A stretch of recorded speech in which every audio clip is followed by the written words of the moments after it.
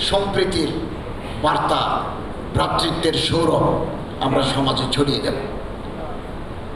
দেশ পরিচালনার দায়িত্ব পেলে লুটুপুটে খাওয়ার যে অশুভ মানসিকতা, এটা থেকে আমাদের বেরিয়ে আসতে হবে। রমজানকে সামনে রেখে কোনো প্রতিষ্ঠান পরিচালনার সুযোগ পেলে আমরা গাছের উপরেটাও খাই, তলাটাও কুড়াই।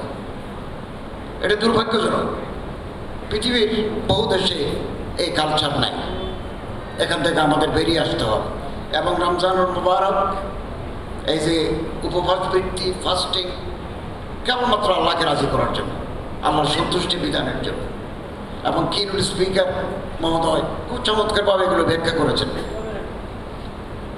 কেবল মানুষের মধ্যে না, বিভিন্ন জাতির, গোষ্ঠী এবং ধর্মের মধ্যেও এই রমজান, সৌমুন, সিয়ামুন, রমাদুন, রমাদুন মানে নিচে কয়লা দিয়ে উপরে পুড়ে ফেলার নাম, রোস্ট করার নাম রমাদান।